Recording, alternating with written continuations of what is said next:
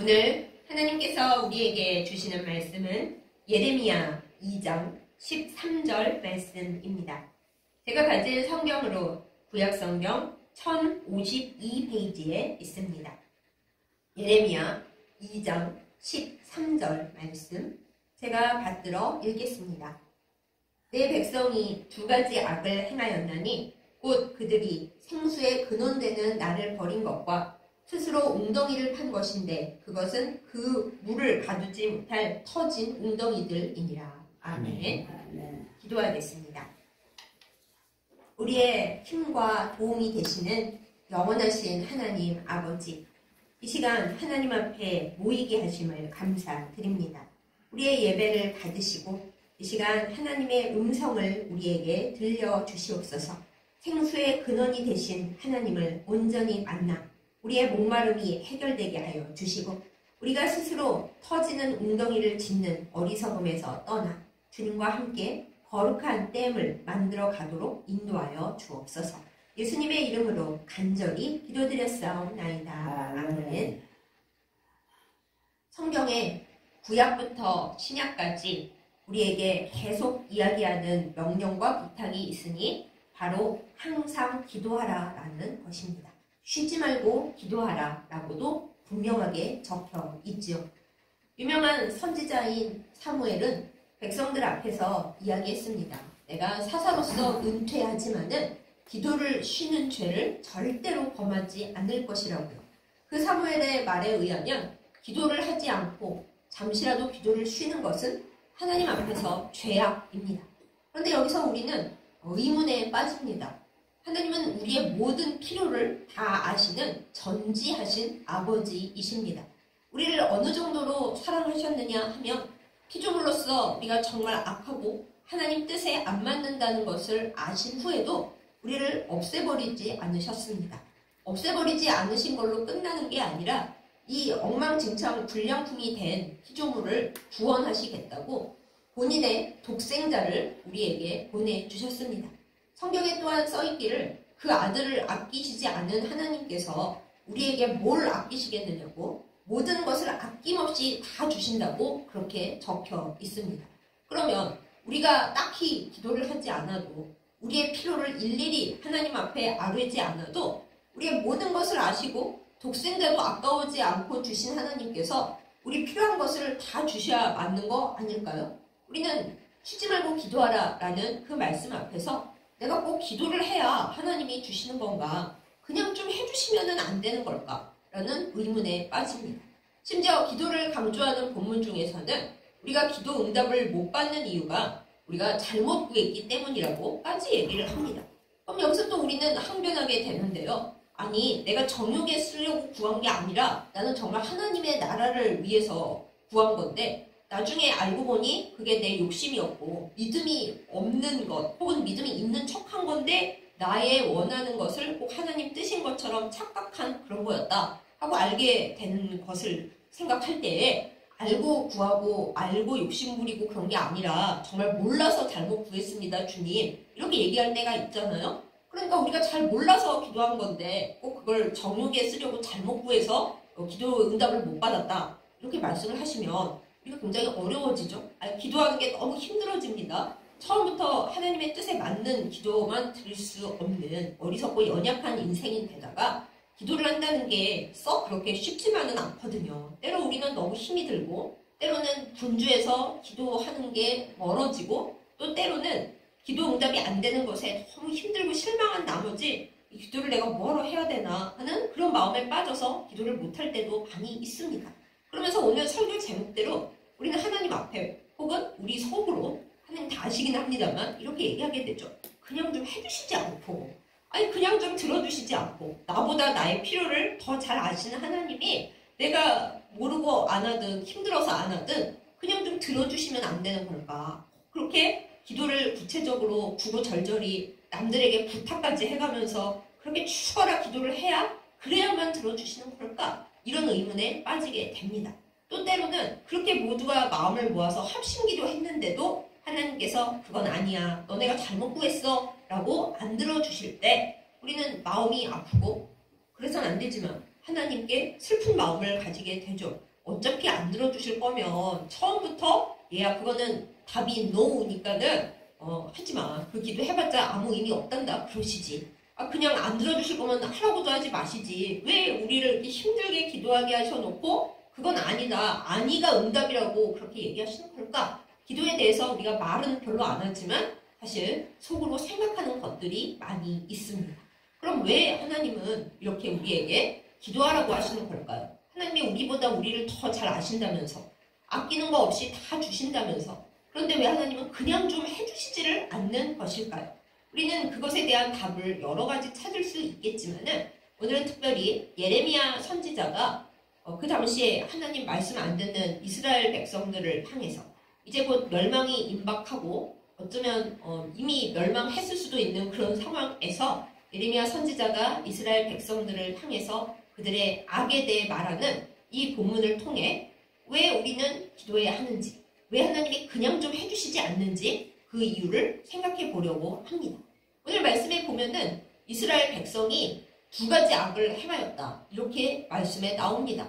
근데 이 두 가지 악이 다 물에 관련된 거예요. 물. 요새는 우리나라도 물이 굉장히 사정이 어려워지고 그래서 다들 500ml짜리 생수병 들고 다니는 게 그냥 당연한 일이 됐습니다. 옛날 우리 조상들이 보면 어이가 없겠죠. 아니 왜 물을 다 거기에 들고 다니는데 세상에 널려있는 게 물이라서 돈을 물 쓰듯 한다 이런 말도 있잖아요. 그럴 만큼 물이라는 것은 되게 중요하고도 사실은 굉장히 어렵고 긴박한 문제입니다. 왜냐하면 인간의 생명에 직결되어 있는 것이 물이거든요. 게다가 이스라엘 같은 근동 지방은 물이 별로 없습니다. 그렇기 때문에 물 문제가 아주 소중합니다. 이스라엘 백성들이 광야에 살 때에는 하나님께서 물을 내려주셨습니다. 물론 오아시스를 찾아서 그 오아시스에서 목을 축이고 가축들을 먹이고 할 때도 가끔 있었습니다만은 대개의 경우는 백성들이 물을 찾은 것이 아니라 목이 마르다 물이 없다 라고 울부짖고 원망할 때에 하나님께서 모세를 통하여 반석을 치거나 혹은 때로는 반석을 가리키라고만 하실 때도 있어요. 나중에 모세가 반석을 치지 말고 가리키라고만 했는데 화가 나서 치는 바람에 하나님의 영광을 가리웠다고 혼이 났었죠. 아무튼 그렇게 하나님께서 물의 근원이 되셨습니다. 그리고 이스라엘 백성들이 다 그것을 알고 있었습니다. 하나님께서 생수의 근원이시라는 것을. 생수 그 자체가 중요한 게 아니라 생수를 주시는 하나님이 중요하다라는 것을 광야에서 이스라엘은 대체로 까먹지 않고 살 수가 있었습니다.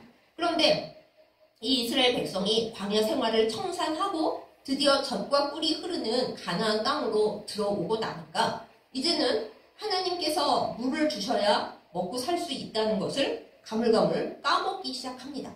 왜냐하면 땅에서는 농사를 짓거든요. 농사를 지을 때는 물이 하늘에서 내려오는 거라고 생각을 하고 물과 또 농사를 관할하는 가나안 땅의 농사신들을 잘 섬겨야 농사가 잘 된다는 그런 말도 안 되는 생각에 빠지게 된 거죠. 그런데 이스라엘 사람들이 바보 같으냐? 잘 생각해보면 우리도 별 차이가 없습니다. 우리가 하나님만을 의지하고 우리의 도움과 우리의 살 길은 하나님이 주신다라고 머릿속에 알고는 있는데 때로 우리가 우리의 생각을 의지하고 멀리 계시는 하나님보다는 가까이에서 우리의 필요를 채워주는 그 뭔가에 의지할 때가 많이 있잖아요. 이스라엘 백성과 우리가 크게 다르지 않아요. 때로는 우리가 더 심할 때도 많이 있습니다. 그러면서 이스라엘 백성들이 이제 하나님께만 의지하지 않고 이른 비와 늦은 비를 주시는 분은 하나님이신데 그 물을 관장한다는 가나안 신, 특별히 바알에게 그렇게 애를 쓰고 기도랍시고 하고 그에게 가서 구하고 그렇게 된 겁니다. 엘리야 선지자가 850명의 바알과 아세라 선지자들과 함께 그렇게 하늘에서부터 물을 내려달라는 기도 대결을 벌인 게 그냥 한 게 아니에요. 원래 바알 신이 물의 신, 비의 신이었기 때문에 누가 물과 비를 내려주는지를 확실하게 보여주기 위해서 그 대결을 펼친 거였거든요. 네, 아무튼 이야기가 좀 빗나갔습니다만 다시 처음으로 돌아가자면은 그런데 이제 이 백성들이 이런 죄악을 범하면서 오늘 말씀에 나와 있듯이 하나님께서 예레미야 선지자를 통해 말씀을 하십니다. 이 백성이 두 가지 물에 대한 죄악을 범하였는데 그중 첫 번째가 생수의 근원이 되는 여호와 하나님을 버렸다. 이렇게 말씀을 하세요. 사랑하는 여러분, 우리가 물이 정말 필요합니다. 인간의 몸에서 물이 2%만 부족하면 사람은 갈증에 시달립니다. 거기서 물이 더 빠지잖아요. 이제는 헛것이 보이고 몸의 기능이 제대로 돌아가지를 않고 오장육부가 다 망가져 가기 시작합니다. 이스라엘 백성처럼 광야와 사막에 사는 사람들이 물이 너무 없고 이제 목마름에 지쳐가고 미쳐가잖아요. 그러면 잘 아시는 대로 신기루가 보입니다. 너무 물이 먹고 싶은데 하면서 오아시스 환상이 막 보이고 잘못 가게 되는 거예요. 그게 왜 그래요? 목이 말라서 물이 모자라서 그 모습이 되는 겁니다. 그러니 우리가 생수가 어디서 나오는지 생수의 근원이 어딘지 분명히 알아야 살 수 있지 않겠습니까? 우리의 인생도 마찬가지입니다. 인생이 행복할 때도 많이 있지만은 사실은 광야이고 사막길일 때가 얼마나 많은가요? 거기서 우리가 생명수가 어디서 나는지 그 생명수의 근원이 어디 있는지 똑바로 알지 못하면은 살아갈 수가 없는 거죠. 그런 우리들에게 하나님은 말씀하십니다. 얘들아, 생수의 근원은 나다. 내가 너희의 생명의 근원인데 너희를 공급해주는 그 삶의 공급자가 난데 어찌하여 너희는 나를 버리고 딴 데로 가느냐, 이렇게 말씀을 하시는 거예요. 뒤에 이어서 또 예레미야가 이 백성들이 지은 악, 또 우리도 마찬가지로 짓고 있는 물에 대한 악을 지적해 줍니다. 웅덩이를 팠어요. 물을 얻자고. 아브라함, 이삭 때부터 모든 믿음의 조상들도 여기저기 다니면서 우물을 팠죠. 뭐 물이 있어야 뭘 하니까요. 우물을 파는데 그 백성들도 이제 농사를 짓고 또 자기들도 마시기 위해서 물을 저축하고 물을 받아줄 웅덩이들을 열심히 팠어요. 그런데 하나님께서 지적하시기를, 얘들아, 너희가 판 그 웅덩이들은 물을 가두지를 못하는 터진 웅덩이야, 이렇게 말씀을 하시는 겁니다. 이렇게 어리석고 슬픈 일이 또 있을 수가 있겠습니까? 여러분, 항아리를 생각을 해보세요. 우리가 항아리를 열심히 만들어가지고 이제 여기다가 물도 담고 뭐 고추장, 된장도 담고 간장도 담고 그래야지 하고 항아리를 다 잘 놔뒀는데 세상에 그 항아리가 글쎄 밑이 빠져가지고 터져가지고 뭘 담으면 다 줄줄줄줄 샜나? 밑 빠진 독이다 생각을 해보세요. 우리나라 속담에 밑 빠진 독에 물 붓기라고 있잖아요. 옛날 동화 홍쥐에서도 홍쥐 엄마, 사실은 팥쥐 엄마인 그 새엄마가 홍쥐를 괴롭히려고 밑 빠진 독에다가 물을 부으라고 그랬죠. 그 물을 부을 수가 없는데 홍쥐를 돕는 두꺼비가 나타나서 그 항아리에 틈을 딱 막고서 이제 물을 부어봐, 내가 막고 있을게. 그래서 이제 물을 꽉 채우는 그런 얘기가 나오잖아요. 그거를 지금 성경 말씀에서 똑같이 얘기하는 겁니다. 항아리는 그나마 조그만하기라도 하죠. 근데 웅덩이, 요즘식으로 말하면 댐을 만들었는데 그 댐이 부실 공사로 인하여 아주 큰 문제가 있어가지고 물이 거기 차지를 않고 다 흘러나가 버린다. 그 얘기를 하는 거예요. 하나님께서 이스라엘 백성들에게 말씀하시는 겁니다. 너희는 생수의 근원이 되는 나를 버렸을 뿐만 아니라 너희가 여러 가지 물을 저축해 보겠다고 웅덩이를 파고 댐을 만들었는데 잘못 지어가지고 그것이 다 물을 가두지를 못하고 물이 흘러나가는 쓸데없는 웅덩이들이란다? 이렇게 말씀을 하시는 거예요. 사랑하는 여러분, 우리가 이 얘기를 듣고 나면 이거는 죄나 악이 아니라 인생을 완전히 잘못 가고 있는 건데 하는 생각이 드실 겁니다. 그렇습니다. 이건 죄와 악을 일단 떠나서 이래가지고 생존이 되는가 싶을 정도의 크나큰 문제인 겁니다. 그래서 여기서 우리가 하나님께서 그냥 좀 해주시지 않고 우리에게 기도하라고 하시는 이유를 발견할 수가 있습니다. 하나님께 우리가 기도해야만 하나님이 주신다는 것을 우리가 잊어버리지 않고 깨달을 수 있기 때문입니다. 만약에 하나님께서 그냥 우리가 열심히 노력하고 우리가 교만하고 우리가 딴 우상에 마음이 팔려서 거기 가서 절하고 거기 가서 예배하고 있는데도 우리를 사랑하시기 때문에 그냥 우리가 원하고 필요한 것을 다 말없이 내려주신다고 생각을 해보세요. 그러면 우리는 생수의 근원이 어디인지 완전히 까먹을 것입니다. 내가 열심히 노력을 했더니 이거를 얻었다? 하고 잘못 생각할 것이고, 내가 그 사람한테 잘 보였더니 그 사람이 나한테 귀인이 돼가지고 나 필요한 모든 것을 주더라고. 그 사람은 진짜 내가 그 사람한테 잘 보여야 내가 성공하고 편안히 살 수 있을 것 같아. 하고 생수의 근원을 엉뚱한 데 가서 찾고 의지하게 될 것입니다. 그뿐입니까? 어떻게 하면은 물을 더 얻을 수 있고 그 물을 저축할 수 있을까 하면서 나 자신을 믿고 내가 노력하고 내가 모든 걸 할 수 있다는 말도 안 되는 생각에 빠져 살다가, 근데 실제로는 그게 아니잖아요. 다 늦은 다음에 이제는 돌이킬 수 없게 된 다음에서야 이게 다 쓸데없는 거였구나. 그때 헛된 것을 알게 될 거예요. 하나님께서는 그거를 방지하시기 위해서 우리에게 기도하라고 하십니다. 우리를 너무나 사랑하시고 예수님을 그냥 주실 만큼 우리에게 아끼는 것이 하나도 없으신 하나님이시지만은 우리가 잘못되는 거를 막으시기 위해서, 그렇게 되면 우리는 진짜 파국이고 끝장이니까 지옥밖에 갈 곳이 없게 되니까 하나님은 우리를 살리시기 위해서 얘들아 기도해라 라고 말씀하시는 것입니다. 주시는 분이 하나님이시라는 것을 우리가 알게 하시기 위해, 그것을 잊어버리지 않게 하시기 위해 우리에게 기도하라고 말씀하시는 것이 하나님의 큰 은혜인 줄을 믿는 우리가 되기를 예수님의 이름으로 축복합니다. 하나님은 우리가 기도할 때에 그때 우리에게 주십니다. 때로는 우리가 생각지도 못했던 방법으로 우리에게 역사하십니다. 우리가 방향을 정해놓고 기도할 때가 사실 많아요. 하나님 이거를 이루어 주시고, 제가 이 사람한테 부탁을 했는데 그 사람의 마음을 움직여서 주시기를 원합니다. 혹은 하나님 제가 저기를 가려고 원서를 넣었어요. 하나님의 뜻에 따라 그 원서 넣은 데가 꼭 되게 하게 해주십시오. 뭐 이렇게 우리가 다 정해놓고 기도를 하잖아요. 솔직히 말하면 그것도 우리가 생각하는 대로 웅덩이를 파고 댐을 쌓아 올리는 것과 크게 다르지 않습니다. 내가 다 한 거죠. 내가 원서를 냈고 내가 이런저런 계획을 세워서 누군가에게 부탁을 했고 내 머릿속에서 오는 생각들로 다 노력을 한 거죠.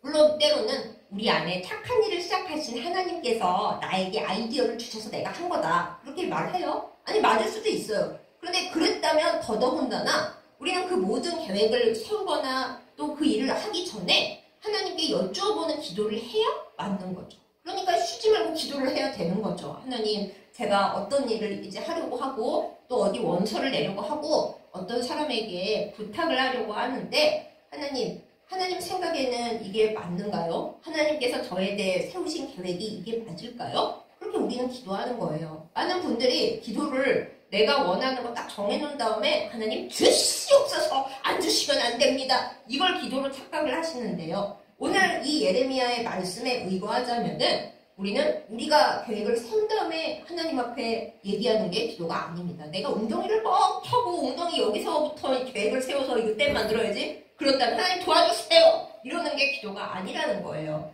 물이 어디서부터 흘러나오는지 하나님께 여쭈어봐야 됩니다. 하나님이 근원이시니까요. 하나님, 제가 이 물이 너무 필요한데 제가 물이 얼마나 필요한지 저보다 하나님이 더 잘 아시죠. 하나님이 근원이시니까 하나님께로부터 흘러내려오게 해주세요. 간절히 기도합니다. 그리고 그 물이 하나님께로부터 흘러내려오고 있다는 것을 제가 알도록 하나님의 방식으로 하나님의 시간에 하나님의 뜻에 맞게 저에게 흘려보내주세요. 제가 간절히 바라고 있습니다. 하나님 주실 것을 믿습니다. 이게 기도라는 겁니다. 또 하나, 우리가 웅덩이를 팔 때, 댐을 팔 때도 내가 여기 팔고 여기 파야지 이게 아니라 생수의 근원이신 하나님, 제가 어디다 어떤 모양으로 웅덩이를 파고 댐을 지어야 하는지 하나님 알려주세요. 괜히 아닌데 팠다가 고생만 잔뜩 하고 하나님이 거기 아닌데 내가 너에게 물을 주고 댐을 만들게 할 곳은 그 자리가 아닌데 그러시면은 그 웬 헛수고입니까? 아니 저는 여기 파면 하나님이 물 주실 줄 알았어요. 그 방향이 아니라니까. 하나님이 그렇게 말씀하시면 이게 웬 쓸데없는 짓입니까? 그러니까 애초에 웅덩이를 파고 댐을 만들려고 생각을 하기 전부터 하나님께 생수의 근원 되시는 그분께 여쭈어봐야 하는 거죠. 하나님 여기 댐을 만들면 하나님이 물을 채워주실까요? 이 자리가 안 좋아가지고 밑에 구멍이 나가지고 기껏 댐 파고 웅덩이 팠는데 밑빠진 독에 물 붓기처럼 다 흘러나가버리는 자리 아닐까요? 주님, 자리를 제대로 알려주세요. 이 모든 하나님과 함께 상담하고 협의하고 하나님의 뜻을 여쭈어 가면서 만들어가는 과정이 바로 기도라는 거예요. 그래서 하나님은 우리에게 기도하라고 하십니다. 나의 뜻을 알기 원하니 기도해. 너가 어디다 무엇을 해야 할지 내가 알려주기를 원하니 기도해 라고 말씀하시는 것입니다. 그냥 좀 해주시지 않고요. 그에 대한 하나님의 응답은 내가 그냥 좀 해주면 너는 네가 잘해도 잘한 줄 알아. 믿음이 자라나지를 않고 내가 열심히 노력하고 열심히 하면은 그냥 다 오는 거구나 라는 죽음에 이르는 교만에 빠지기 때문에 그렇게는 안 된다. 이렇게 말씀하시는 것입니다. 사랑하는 여러분, 때로는 기도는 힘이 듭니다. 하나님께서 빨리 응답을 안 해주실 때도 많고 나는 정욕으로 구한 게 아니라고 생각했는데 막판에 정욕으로 드러나서 하나님이 안 주실 때도 사실 꽤 있습니다. 그러면 이제 우리는 낙심해서 기도해봤자 아무짝에도 쓸모없어. 안 할래. 아유, 맨날 평생에 기도해도 하나님이 들어주시는 게 몇 가지 없어. 그렇게 흔들흔들 거리죠. 근데 그렇게 흔들거린다는 사실 자체가 내가 노력했다라는 생각에 빠져 있다는 거예요. 내 계획, 나의 노력, 그 모든 것이 생수의 근원되는 하나님을 버린 것이고 내가 터진 웅덩이를 파놓고 하나님 웅덩이가 터졌으니까 메꾸세요 빨리! 이거밖에 안 되는 거죠. 그러므로 우리는 하나님 앞에 맨 처음을 시작하기 전부터 기도를 해야 합니다. 생수의 근원 되시는 하나님, 나의 생수가 내가 노력해서 나오는 게 아니고 내가 어디를 파서 얻는 게 아니고 하나님께서 주시는 걸로써 나오는 것임을 믿고 기도합니다. 하나님 생수를 저에게 주시고 웅덩이를 어디다 파야 할지 댐을 어디에 지어야 할지 알려주시옵소서. 이것이 우리의 기도가 되어야 합니다. 우리가 구약의 믿음의 족장 중에 이삭을 생각합니다. 이삭은 사실 되게 인간적으로 보면 바보 같은 사람이었어요. 뭐 했다고 하면은 사람들이 다 뺏어가고 귀찮게 하고 뭐 그러죠. 그런데 이삭이 어디를 가든지 우물을 파기만 파면 거기서 다 물이 솟아나와요. 우리는 그냥 흔한 일 아니야. 물이 많은 우리나라는 흔할 수도 있지만은 그러나 물이 없는 고대 근동에서는 그거는 크게 말도 안 되는 복을 받은 사람이라는 증거입니다. 오죽하면 이삭을 괴롭히고 우물만 푸다며 뺏으러 오던 그 깡패 같은 사람들이 나중엔 와가지고 화평을 청하잖아요.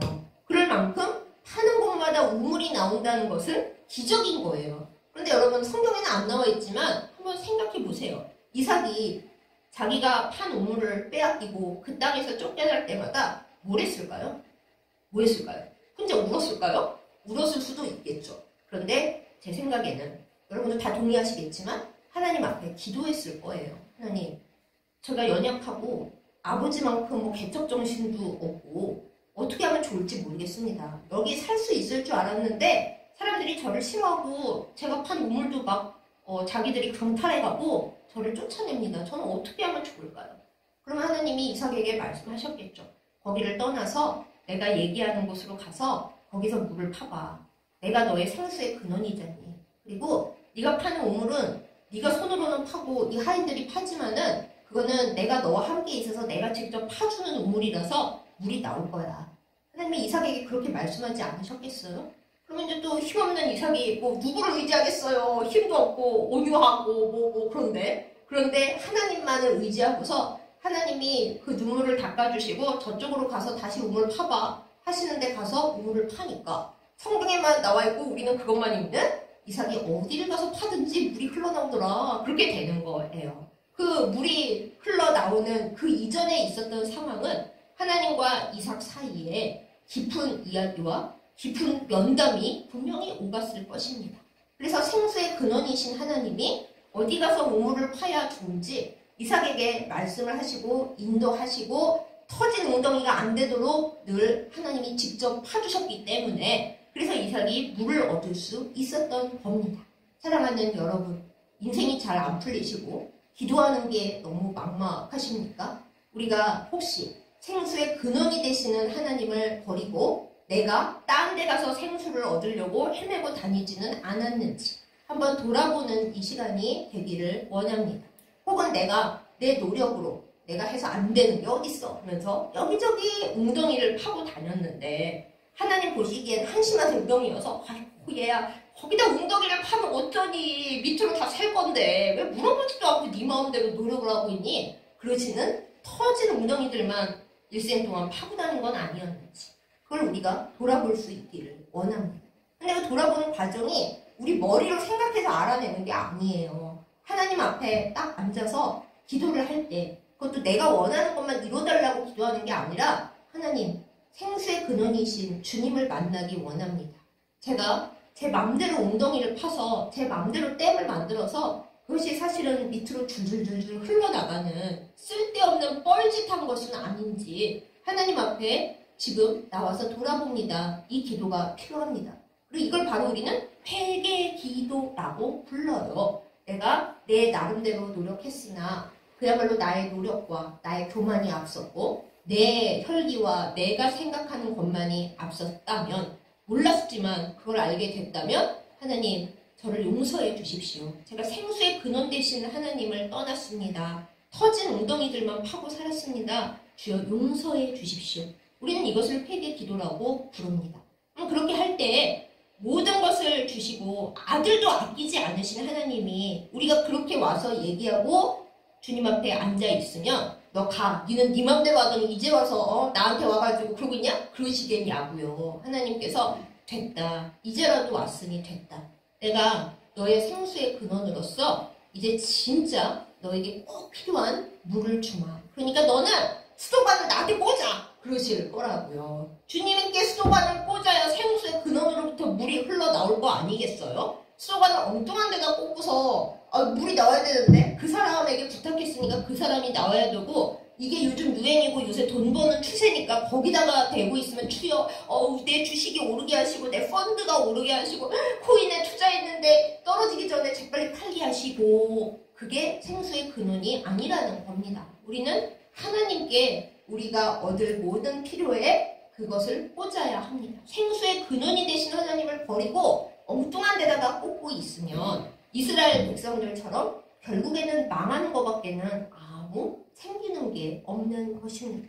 그리고 하나님 앞에 수도관을 잘 꽂았으면은 그 다음에는 물을 잘 둘 수 있는, 물을 가두어둘 웅덩이, 그리고 우리 식으로 말하자면 댐을 제대로 지어야죠. 우리가 짓습니까? 우리가 짓는 것이 아닙니다. 하나님께 여쭈어서 하나님 어디다가 웅덩이를 팔까요? 어디다가 댐을 만들어야지 그게 안전한 거예요? 주님께서 알려주시기를 원합니다. 저는 여기쯤 하면 좋을 것 같은데 하나님은 어떻게 생각하세요? 그것을 하나님께 여쭈어야 합니다. 그러면 우리의 기도에 응답하시는, 또 주는 것을 기뻐하시는 하나님께서 네가 기도하니 내가 너에게 올바른 길을 가르쳐 주겠다 라고 우리에게 웅덩이 팔 곳, 댐 만들 곳을 알려주시는 거죠.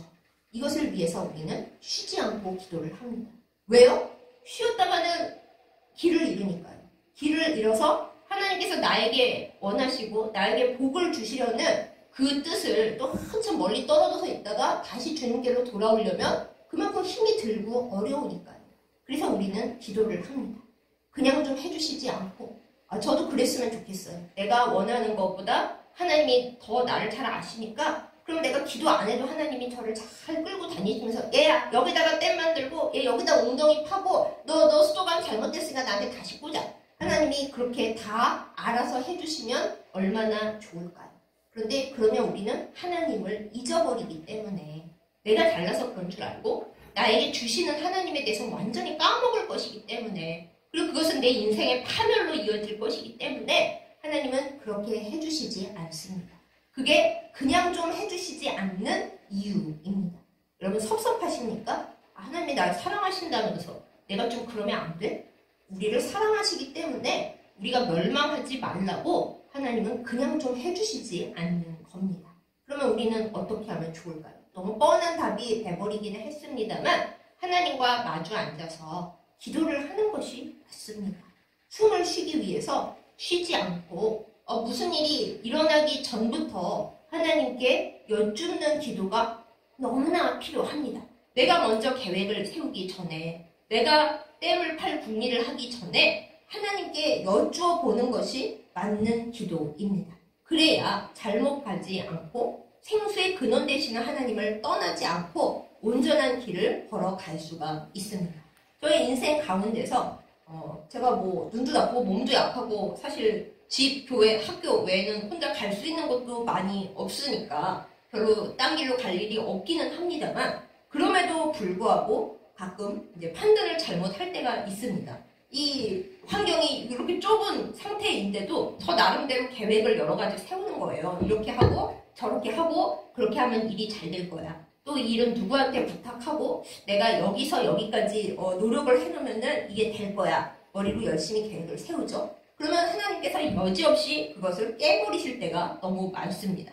나는 그 사람이 도와줄 거라고 생각했는데 당연히 안 도와주죠. 왜? 그 사람이 우상되면 안 되니까요. 하나님께서 도와주신다는 것을 알게 하시기 위해서 하나님께서 내가 당연히 도와줄 거야 믿은 사람은 저 멀리 쫓아보내시고 그 사람이 나를 도와준다고 생각지도 못한 새로운 사람과 새로운 루트를 통해 도와주게 하십니다. 왜요? 도와주는 그 근원이 하나님이시라는 걸 잊어버리지 않게 하시기 위해서요. 제가 저 자신에게 여기서 여기까지 이제 공부하고 해야 될 양을 정해서 이 기간 내에 이만큼 해야지 계획을 세웠어요. 열의 9은 그 계획 다 틀리게 돼 있습니다. 몸이 아프다 보니까 제 경우는 몸이 아파서 그 분량을 그만큼 채울 수가 없을 때가 너무 많아요. 그럼 이제 뒤늦게 기도하죠. 하나님, 제가 여기서 여기까지 하려고 했는데 제 계획이 저의 우상이고 터진 웅덩이였군요. 주님 잘못했습니다. 그러면 또 제 체력은 모자라고 아팠을지라도 제가 계획한 그 시간보다 훨씬 빨리 할 수 있도록 하나님이 또 인도하실 때가 많이 있어요. 그렇게 제가 경험을 하면서도 연약하고 죄 많은 인간인지라 시시때때로 까먹습니다.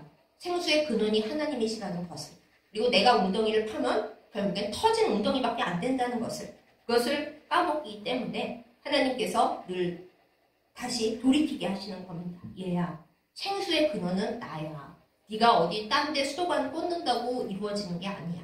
얘야, 웅덩이를 파기 전에 나한테 물어봐. 네가 계획을 세우고 네가 여러 가지 일을 해도 그 웅덩이가 밑바닥이 터진 상태면 아무 의미가 없어. 웅덩이 파기 전에, 댐 만들기 전에 나한테 물어봐야지. 하나님은 끊임없이 저에게 그리고 여러분에게, 우리에게 말씀하고 계십니다. 사랑하는 여러분, 그냥 좀 해주시지 왜 이렇게 우리를 귀찮게 하시느냐고요? 주시는 분이 하나님이시라는 것을 잊지 않게 하시기 위해서입니다. 하나님께 우리가 간곡하게 기도하기를 원합니다. 하나님, 주시는 분이 하나님이시라는 것, 이루시는 분이 하나님이시라는 것을 잊지 않게 하여 주옵소서. 제가 누군가를 우상으로 삼고 제 계획과 제 깡과 제 노력하는 것을 저의 웅덩이를 만드는 최대치의 좋은 거라고 그렇게 교만함에 빠지지 않게 해주십시오. 저의 생수의 근원은 하나님이시고 제 웅덩이와 제 댐을 만드시는 분은 하나님이십니다. 저는 그 해야 될 일을 잘 모르기 때문에 한 발자국도 제대로 아는 게 없기 때문에 늘 주님께 여쭙느라고 기도합니다. 오늘도 기도합니다. 평생 쉬지 않고 기도하겠습니다. 주님이 그냥 좀 해주시는 분이 아니라는 것을 알고 있기 때문에 주님만 의지하고 기도합니다. 이것이 우리의 고백이 되기를 원합니다. 그럴 때에 아브라함이 자기 갈 바를 알지 못하고 나갔지만은 하나님께서 그 어떤 황당한 상황 속에서도 아브라함을 구해주셨듯이 가끔은 그렇잖아요. 아니, 아브라함이 잘못한 것 같은데 왜 하나님은 아브라함 편을 드시지? 아브라함이 생수의 근원 되시는 하나님을 놓치지 않았기 때문입니다. 때로 터진 웅덩이를 파도 하나님이 안 돼. 거기 파면은 웅덩이 터지는데 너 거기 있으면 안 돼. 하고 하나님이 끄집어 내시기 때문입니다. 우리는 갈 바를 알지 못하는 사람들입니다. 그렇기 때문에 늘 주님을 바라보고 주님께 기도합니다. 이것이 우리의 삶에 변치 않는 진리가 되기를 예수님의 이름으로 축복합니다. 그냥 좀 해주시지 않는 하나님을 원망하지 않는 우리이기를 바랍니다.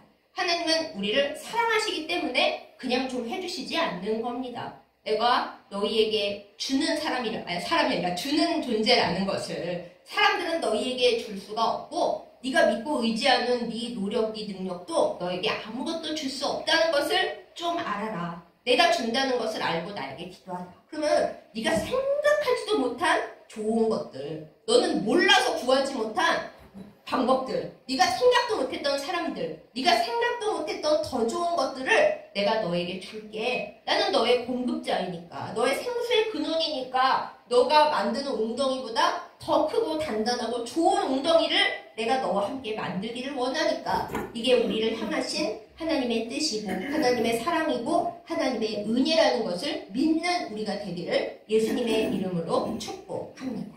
아멘. 기도하겠습니다. 우리에게 모든 좋은 것을 주기를 기뻐하시는 하나님 아버지, 독생자도 아끼지 않고 우리에게 주셨는데 하나님, 왜 하나님은 우리에게 원하는 것들을, 원하는 그 모든 것을 그때에 바로 주시지 않는지 우리가 의문을 가지고 슬퍼할 때가 많은 것을 주님 앞에 고백합니다.